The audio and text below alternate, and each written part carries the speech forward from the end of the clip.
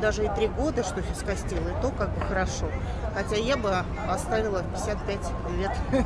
Я считаю, что мне повезло, потому что мне 56 лет, я только вышла на пенсию. И думаю, как хорошо, что пронесло. Да хоть на 25. Ну, честно, как бы, вы рассчитываете на пенсию? Я нет в нашей стране. То есть, мне кажется, у нас есть сейчас все возможности, чтобы зарабатывать, как бы, и не рассчитывать на это. Целая банда миллионеров в Госдуме решает за нас, как нам нищим прожить. Ну, это разные доходы. Они вообще на другой планете, мне кажется, живут.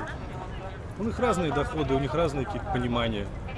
Пусть проедутся в метро, пусть там по обычным магазинам походят. В свою очередь, государство тоже людей должно поддерживать в финансовом плане. И та пенсия, на которую живут нынешние пенсионеры, она, конечно, не рентабельна, ее нужно повышать, увеличивать. И уже потом можно говорить о том, чтобы увеличивать пенсионный возраст. Ну, изначально было понятно, что рейтинги президента падают, и чтобы его подняли, это маркетинговый ход. Естественно, этим и должно было закончиться. Может, еще понизят, может, мужчинам понизят. Я думаю, что это очень плохо. И, наверное, не порадуется народ.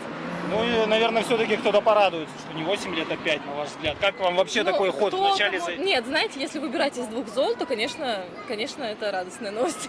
А как вам такой ход вообще, что вначале объявили вот такие сроки, а сейчас перед выборами так немножко... Я думаю, что это ожидаемо. Вполне себе в нашем стиле. Я думаю, что когда придет мой возраст, там будет еще что-то новенькое.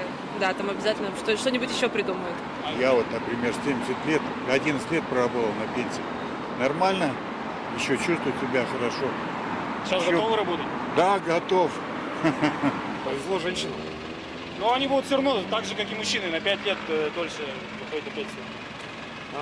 Пенсионную реформу я не вправе обсуждать, но мнение мое негативное по поводу повышения. Спасибо.